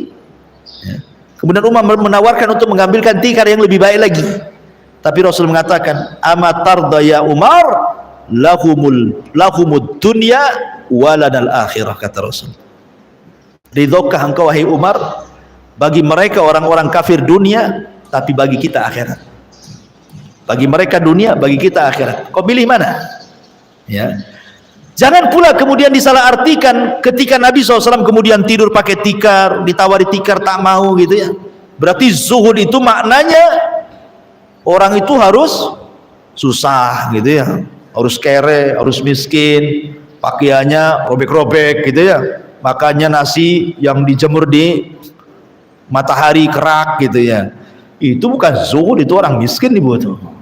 Jadi zuhud itu bukan tidak mesti harus miskin. Karena Imam Zahidin, ada ulama namanya Sufyan Ats-Tsauri, itu imamnya orang-orang yang zuhud, tapi paling kaya tuh ulama tuh di zamannya. Sufyan Ats-Tsauri itu kaya raya, ulama besar, tetapi digelari imamnya zuhud. Jadi ada orang datang kepada Sufyan Ats-Tsauri, ya Imam, engkau selalu menasihati tentang zuhud, dan kau imamnya zuhud. Kemudian, tapi bagaimana dengan hartamu yang banyak ini? Orang ini bertanya seolah-olah ingin mengaitkan zuhud dengan harta gitu ya. Tapi lihat jawaban Sufyan Ats-Tsauri. Dia mengatakan, kai la yatamandalu alal mulk. Laika kai la atamandalu alal mulk. Kata dia, kenapa saya harus kaya? Dan kenapa saya harus zuhud? Kalau saya miskin, ya, saya bisa mengambil elap kain ya, untuk mengelap kaki-kaki penguasa. Tidak mungkin kalau saya seandainya tidak kaya, apakah saya harus menjilat penguasa, meminta belas kasihan mereka supaya diberikan uang kepada saya? Kalau seandainya itu yang terjadi, aku tidak lepas berbicara, katanya. Tapi dengan aku kaya, kata Sufyan Ats-Tsauri, pemerintah mau ngomong apa, raja-raja mau ngomong apa, saya pun ngomong apa terserah saya. Saya kan tidak diatur mereka, karena saya sudah kaya. Gitu maksudnya. Ketika kaya itu bebas ngomong kan, gitu ya. Orang kaya kan bebas ngomong. Oh, saya nggak dikasih makan kamu saja kok, ngapain saya ikut kamu, gitu bahasanya kan. Kata Sufyan Ats-Tsauri, kenapa saya kaya? Supaya saya tidak disetir para penguasa tuh. Padahal dia kaya, ya. Nah, seperti itu ya. Makanya Sufyan Ats-Tsauri itu ulama yang kaya, dia pun ulama besar. Kemudian sekarang ustadz-ustadz disamakan dengan Sufyan Ats-Tsauri, minta ilmu ke ustadz, pinjam duit ke ustadz, gitu. Sampai datang pinjam modal ke ustadz. Iya, kalau kayak Sufyan Ats-Tsauri tidak apa-apa, gitu ya. Ma'asyiral muslimat yang dimuliakan Allah, bal tu'thirunal hayatad dunya wal akhiratu khairu wa abqa. Artinya bahkan kalian lebih mendahulukan kehidupan dunia dan akhirat lebih baik dan lebih kekal. Inna hadza, yang terakhir, inna hadza la fi suhufil ula suhufi Ibrahim wa Musa. Sesungguhnya Al-Qur'an ini terdapat suhuf-suhuf yang pertama dan juga suhuf Ibrahim dan juga suhuf Musa. Sebagian ulama mengatakan, jadi ketika Allah Subhanahu wa taala menurunkan kitab dari langit, maka jumlahnya 104 kitab. Yang 4 ma'ruflah namanya kan, Taurat, Zabur, Injil, Quran. Itu 4 jelas. Yang 100 ini disebut suhuf, lembaran-lembaran. Yang 100 ini dibagi kepada beberapa para nabi. Pertama kepada Nabi Syith. Nabi Syith adalah nabi kedua setelah Adam. Itu 50 lembar suhuf. Kemudian diberikan kepada Idris 30 lembar suhuf. Kemudian diberikan kepada Ibrahim 10 lembar suhuf. Kemudian diberikan kepada Musa 10 lembar suhuf selain Taurat. Berarti jumlahnya sudah 100 kan? Sis 50, ya. Kemudian 30 diberikan kepada Idris, 10 diberikan kepada Ibrahim, 10 diberikan kepada Musa selain Taurat. Berarti sudah 100 tuh. Ditambah dengan Taurat, Zabur, Injil, Quran, berarti 104. Ya. Dari 100 suhuf ini, Allah Subhanahu wa taala kemudian ringkas menjadi satu kitab namanya Taurat. Kemudian dari Taurat dan suhuf ini Allah ringkaskan lagi di satu kitab namanya Injil. Kemudian Allah ringkaskan semua kitab-kitab langit, dari suhufnya, dari Injilnya, dari Zaburnya, dari Tauratnya, di sebuah kitab namanya Al-Quran. Jadi Al-Quran itu terkandung semua kitab-kitab. Makanya Allah mengatakan, inna hadza, sungguhnya Quran ini la fi suhufil ula, terdapat suhuf-suhuf yang awal-awal, termasuk suhufnya Ibrahim dan juga suhufnya Musa, termasuk Tauratnya, Injilnya, Zabur, sudah terangkum dalam Al-Quran. Jadi ketika kita megang Quran saja sudah mencukupi dari semua kitab-kitab langit, gitu maksudnya. Jadi kenapa kita tidak bangga bahwa Quran ini mencakup semua agama-agama di luar? Ya, jadi kita tidak berhajat kepada Taurat, kita tidak berhajat kepada Zabur atau Injil. Makanya ketika Umar membawa lembaran Taurat, Umar itu kan bisa baca, ya, dia tidak ummi, cerdas Umar itu. Kalau Rasul kan tidak bisa baca, tidak bisa nulis, tapi Umar itu bisa nulis, bisa baca dia. Jadi dia dapat lembaran-lembaran Taurat, hendak dibaca. Kemudian setelah itu diperlihatkan di hadapan Nabi lembaran Taurat itu. Kemudian kata Rasul, itu apa wahai Umar? Kata Umar, ini lembaran Taurat. Maka Rasul mengatakan, lemparkan lembaran Taurat itu, buang. Amutahawikun anta ya Ibnal Khattab, apakah kau sudah bingung wahai Ibnal Khattab? Maksudnya Umar. Qad taraktukum alal bayda lailuha kanahariya, aku tinggalkan lo Islam terang benerang, di mana malamnya seperti siangnya. Masih kurang juga kau mau baca Taurat, katanya. Jadi kita tidak berhajat baca-baca kitab-kitab di luar itu, kecuali hanya untuk sekedar untuk membantah, bolehlah. Ya, kalau untuk pengetahuan tidak perlu. Yang ada saja Quran dan Sunnah, belum kita kuasai kok sudah hebat kali mau baca Taurat, Zabur dan Injil. Ini mau apa nih? Pelajari agamanya dulu dengan benar, gitu ya, dengan sangat mungkin. Baru kalaupun untuk sebagai pengetahuan membaca ajaran di luar itu hanya sekedar untuk meyakinkan kita saja kepada agama kita, tapi itu pun tidak perlu sebenarnya, karena takutnya kena syubhat gitu, maksudnya akhirnya membenarkan pula ajaran di luar daripada Islam. Wallahu alam, ini yang bisa sampaikan. Tapi sebelum saya tutup, silakan kalau ingin bertanya. Ya.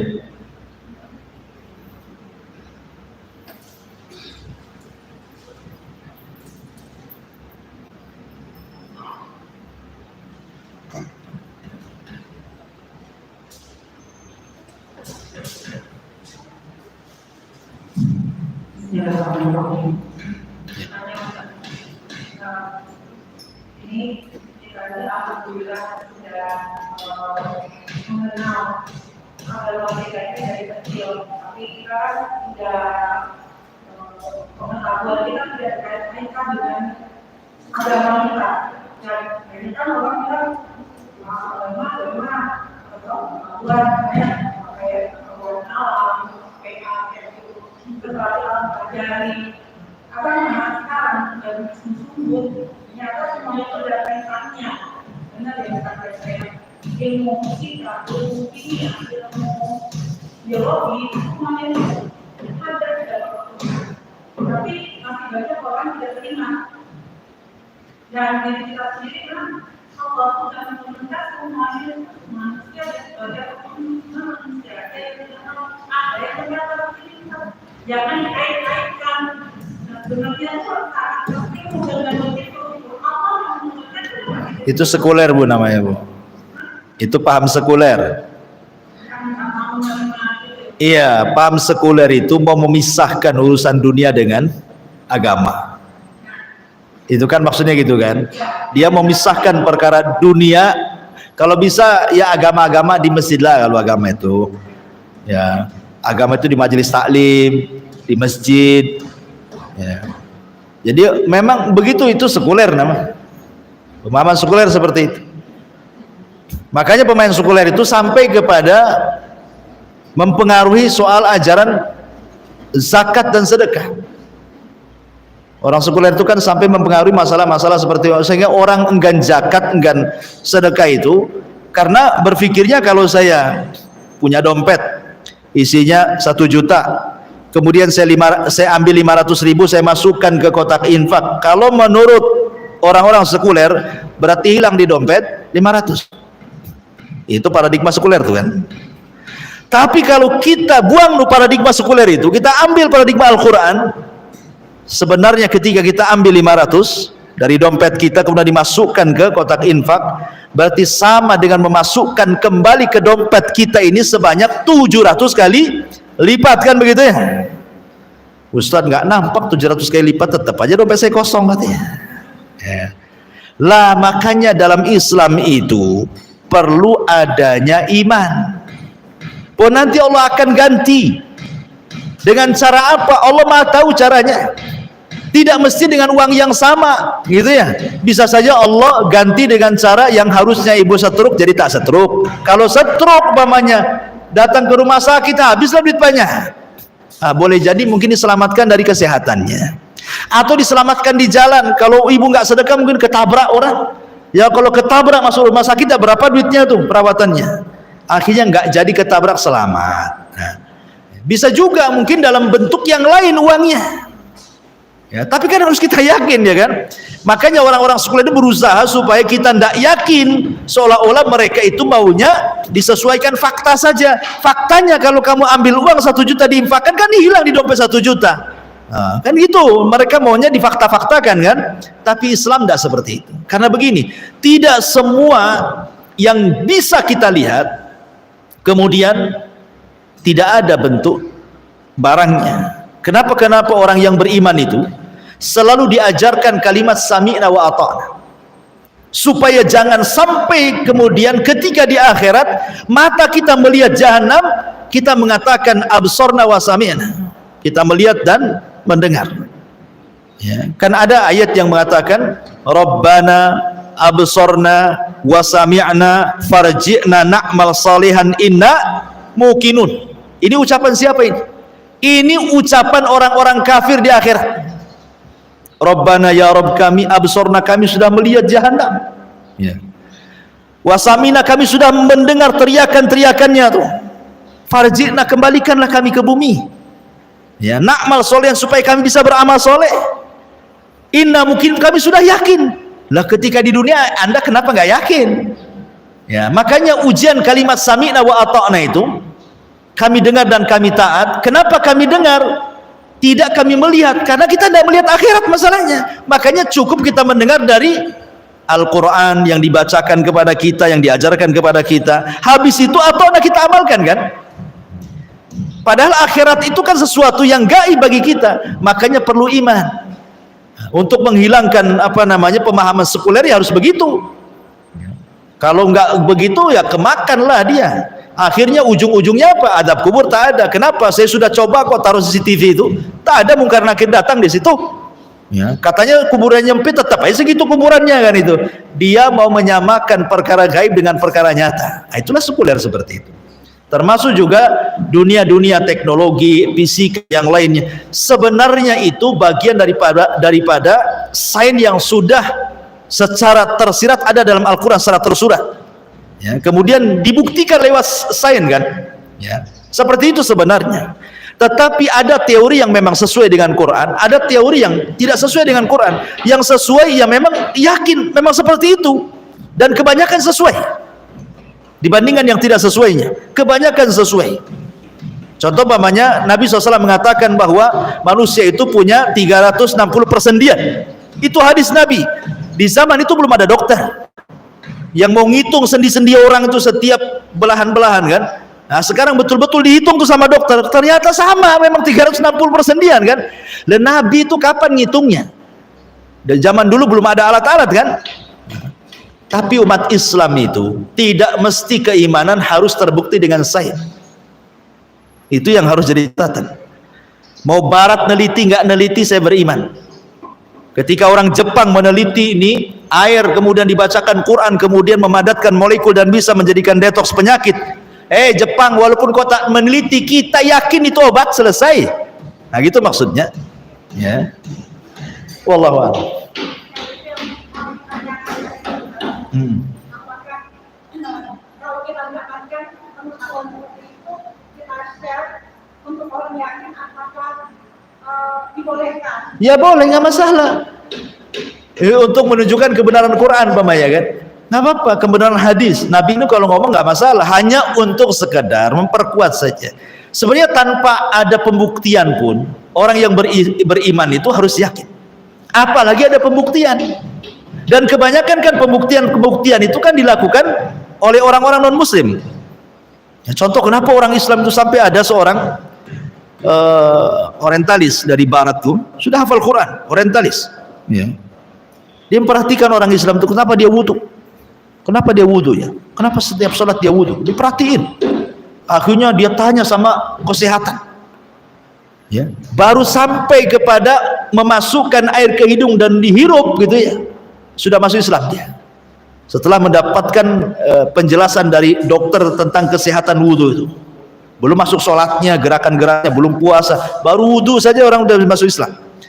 Nah dari situ apa kemudian kita harus seperti orang orientalis? Tidaklah, kita terlahir Islam ya. Yang perlu kita adalah ya yakini tentang kebenaran Quran dan Sunnah itu saja, yang didoktrin itu saja.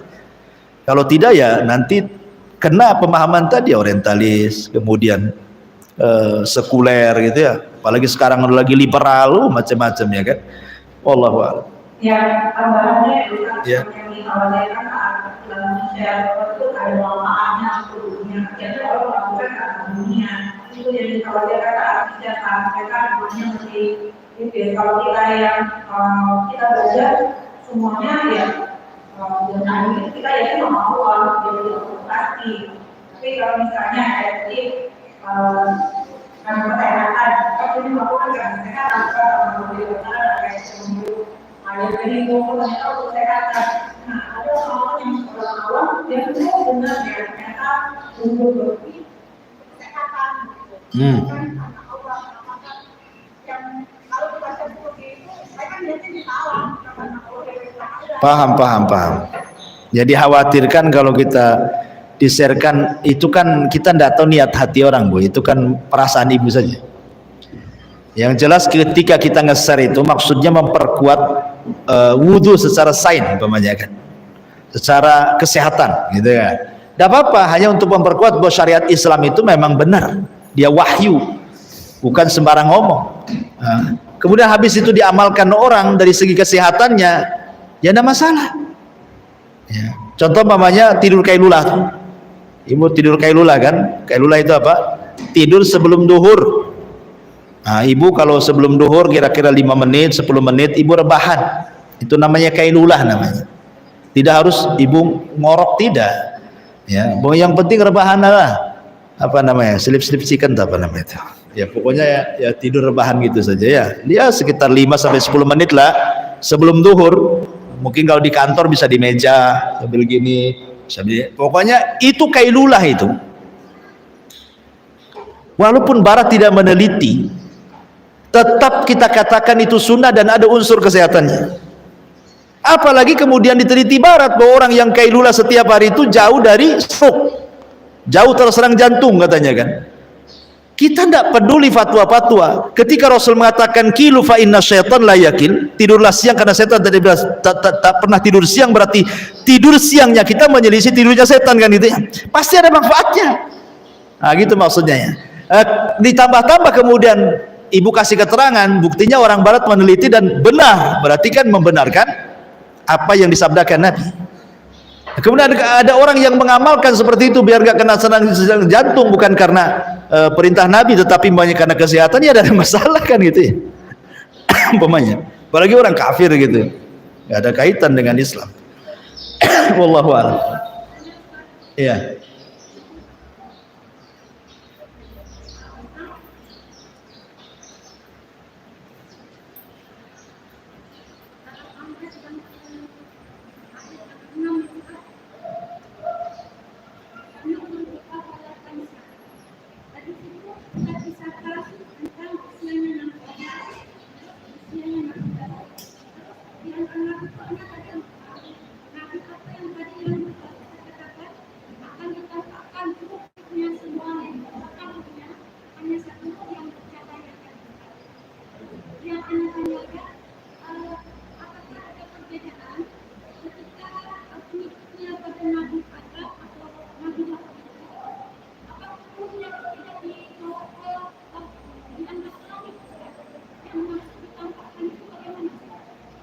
Ruhnya, ruh itu ada alamnya sendiri yang disebut dengan alam arwah. Ruh yang dipisahkan cuma satu, ruhnya Isa bin Maryam ya. Jadi semua ruh itu ketika diusap sininya maka keluar semua ruhnya. Apanya?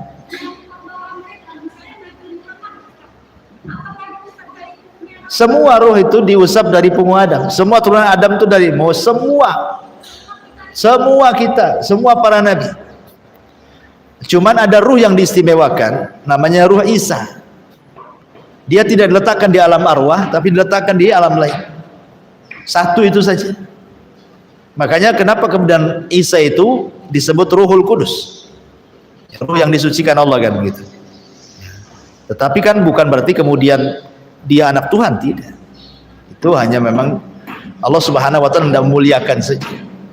Jadi ruh itu dari sini ada perbedaan ulama tentang penciptaan Adam dengan penciptaan anak turunannya. Kalau Adam jasadnya dulu diciptakan, baru ruhnya ditiupkan. Artinya jasad baru ruh. Tapi kalau anak turunannya ruhnya dulu diciptakan, baru jasadnya. Ya, itulah bedanya ya. Kalau Adam kan jasadnya dulu diciptakan, setelah jasadnya jadi, baru Allah ciptakan ruh, baru Allah tiupkan sendiri. Jadilah Adam. Kalau anak turunannya enggak, karena sebelum Adam punya anak turunan, Allah usap punggungnya, keluar ruhnya. Padahal jasadnya belum diciptakan, tapi ruhnya semua anak cucu Adam sampai kiamat langsung keluar dari sini, dari punggungnya Adam tuh. Nah, jadilah ibu-ibu. Ibu di perut ibu, kemudian jadi janin 4 bulan, ya kan sudah jadi bentuk orang tuh 4 bulan. malaikat ruh ngambil ruh di alam ruh sana. Nah, diambil, masukkan satu. Nah, jadilah dia orang. Gitu ya. Nanti ada lagi yang umur 4 bulan di janinnya, ambil lagi malaikat ruh di alam ruh, masukkan lagi di situ. Dan akhirnya sampai habis ruh di sana dengan habisnya jasad di bumi.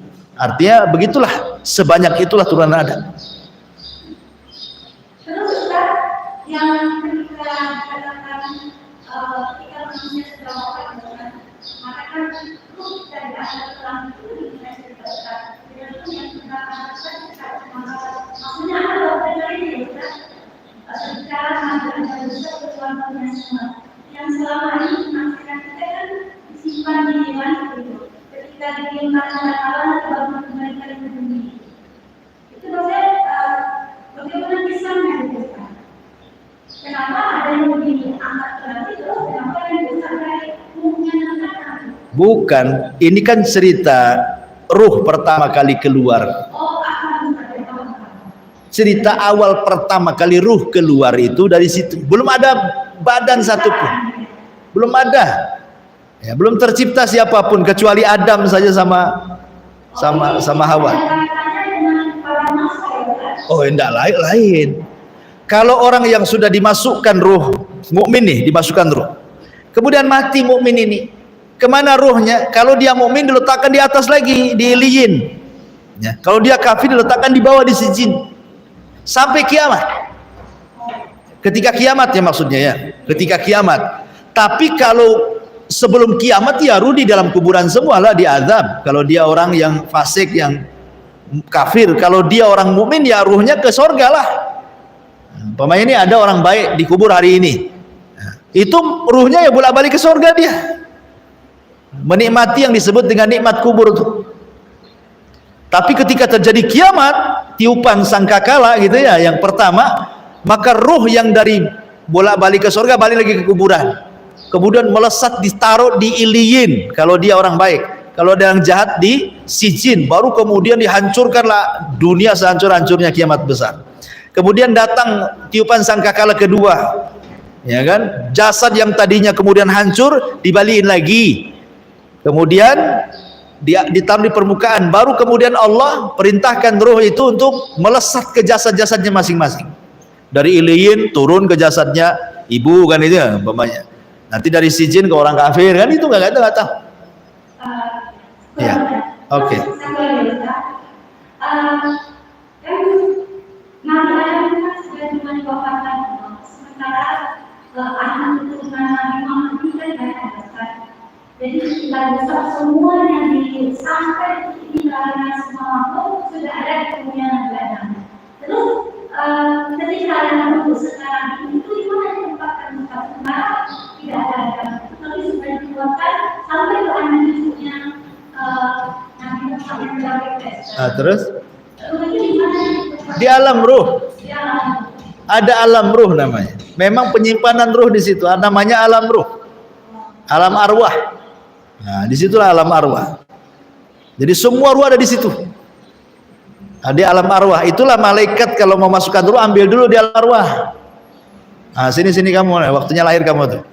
Masukkan ke situ. Iya, banyak.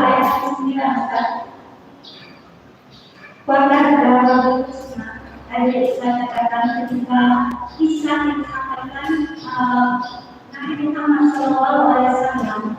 Nabi Muhammad itu orang yang paling pemaaf yang bisa memaafkan semua orang.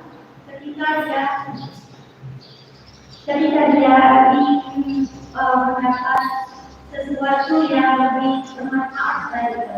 Terus ketika kita sebagai umatnya kita mempunyai sifat yang seperti ini memaafkan seseorang itu. Tetapi terkadang lama kemudian ada timbul lagi rasa sakit yang kita inginkan atas sifat seseorang. Kita tidak bisa melupakan mana kita tidak ingin memaafkan itu. Nggak move on lagi. Iya, itu gimana kalau orang itu memang Iya, kalau kita ingin mencontoh Nabi Muhammad dia tentu 100% ya tidak bisa. Dia kan Nabi, kita bukan. Nah, cuman kan bagaimanapun berusaha mencontoh. Berusaha. Kalau kita ingin seperti Nabi, tidak mungkin. Nabi itu wajib sholat malam. Kita jangan lagi sholat malam. Sholat 5 waktu aja, kadang sholat, kadang enggak. Orang awam, atau kita yang sudah ngaji, kadang tepat waktu, kadang mundur waktu kan gitu ya. Sholat aja nggak bisa mencontoh kita. Belum puasa, belum yang lain itu. Tapi minimalnya kita berusaha lah mencontoh sebaik mungkin. Makanya kenapa kemudian Nabi pun bukan berarti kemudian tidak pemarah, pemaaf, tidak selamanya. Lihat kesalahannya. Contoh ketika Usama bin Zaid membunuh orang yang mengucapkan la ilaha illallah dalam peperangan, Rasul marah dan mengatakan, ya Usama, apa yang akan dilakukan la ilaha illallah di hadapan Allah kalau dia nanya kau bunuh orang yang mengucapkannya? Sampai terus ngomong begitu Rasul, sampai Usama mengatakan, laitani aslam tu yaumaidin, duhai kiranya aku baru masuk Islam. Sebab kalau orang baru masuk Islam tidak dimarahi kayak gini. Ya kan, artinya ya terkadang Rasul lihat kasusnya kan, atau ketika sahabat yang lewat di pohon bidara ketika perang Hunain, tiba-tiba mengatakan Rasul, buatlah pohon bidara kayak gitu katanya, karena dulu pohon itu di zaman musyrik kami suka ngambil berkah di situ katanya. Rasul marah lah, ngamuk, kata Rasul, kalian ini kayak orang Bani Israel aja, baru diselamatkan mau kafir lagi gitu. Nah, jadi lihat kasusnya. Taib, kembali kepada sikap tadi, apakah kita ketika kita berusaha untuk memaafkan tetapi setelah kemudian berpikir tak jadi, masih sakit gitu, itu manusiawi sebenarnya. Tapi niat yang baik itu kan pasti dicatat. Contoh nih, Ibnu Umar radhiyallahu anhu pernah suatu ketika kehilangan unta dan penggembalanya, dua-duanya. Penggembalanya hilang, untanya pula hilang. Kemudian beberapa hari datang ini penggembala, budaknya Ibnu Umar yang gembala untanya itu, kemudian mengatakan, wahai Tuan, unta-unta dicuri. Kata Ibnu Umar, lah kenapa kamu baru datang sekarang? Karena bukan hanya unta saja dicuri, aku pun dicuri katanya. Kemudian kata Ibnu Umar, loh kalau dicuri kenapa kau di sini? Aku kabur. Kenapa kau tidak kabur ke tempat lain saja? Kau kan budak, kalau kabur ke tempat lain kau merdeka. Oh enggak, karena aku suka dengan engkau, wahai Ibnu Umar. Kata benar, betul kau suka denganku? Iya, kalau begitu ku merdekakan kamu. Beberapa hari berikutnya, budaknya bercerita, wahai Ibnu Umar, unta-unta yang dicuri kemarin ada di pasar sekarang. Ayo kita ambil. Kata Ibnu Umar, ayo kita ambil. Ya, kita harus kasuskan ini katanya. Kita harus ambil. Oh, semangat Ibnu Umar itu, karena unta-untanya udah ada di pasar tuh. Ketika sudah sampai pasar, nengok unta-untanya tak jadi. Kata Ibnu Umar kepada budaknya, pulang. Kata budaknya Ibnu Umar, itu kan untamu, kenapa kau tidak ambil? Kata Ibnu Umar, enggak lah, saya enggak mau ngambil di dunia, saya mau ambil di akhirat saja. Pulang dia. Nah, itulah kalimatnya, saya enggak mau ngambil di dunia, padahal sudah jelas untanya di depan mata tuh. Ibaratnya ibu nyuri, ada motor ibu kecuri, baru beli lagi mau motor Beat atau motor apa gitu Mio, curi. Tiba-tiba kemudian nampak pula motor itu di rumah tetangga. Oh, yang nyuri tetangganya rupanya.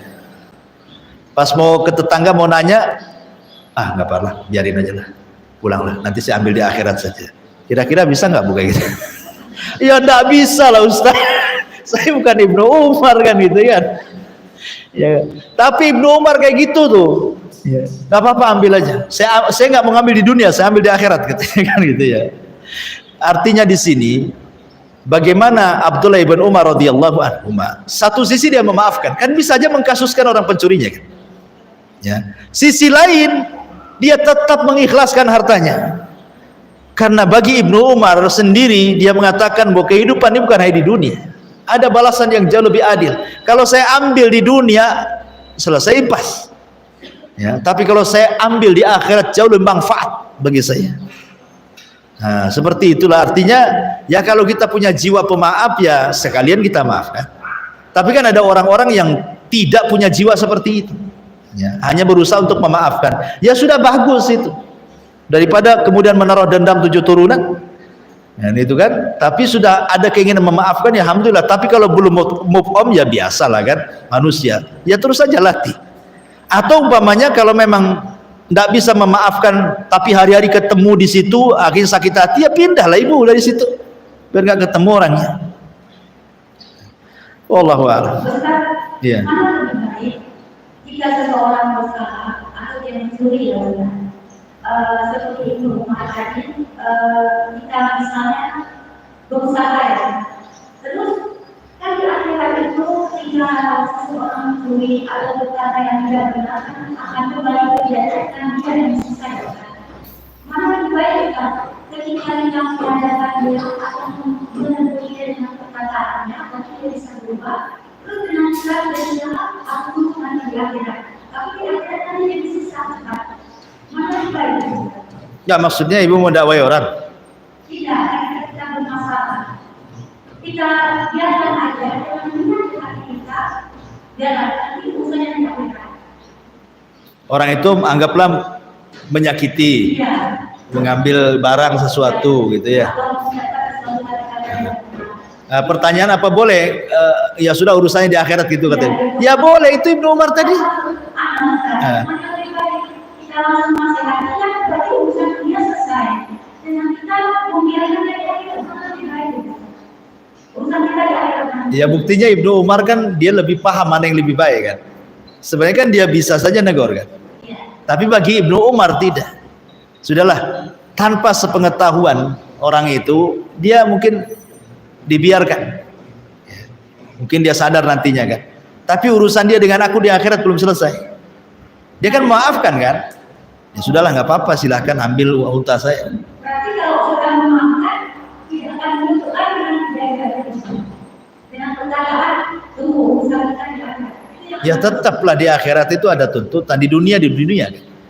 Maaf memaafkan itu kan hanya di sebatar di dunia. Kalau hisab kan di akhirat tetap berlaku.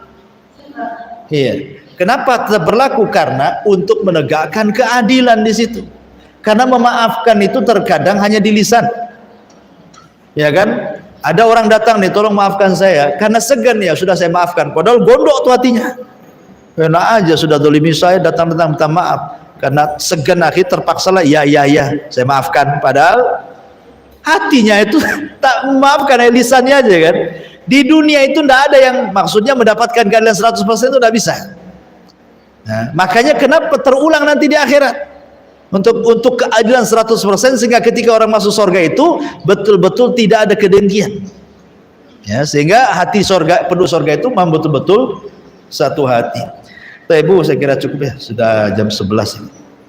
Ya subhanaka bihamdika asyhadu an la ilaha illa anta astaghfiruka wa atubu ilaik. Allahu ta'ala. Assalamualaikum warahmatullahi wabarakatuh.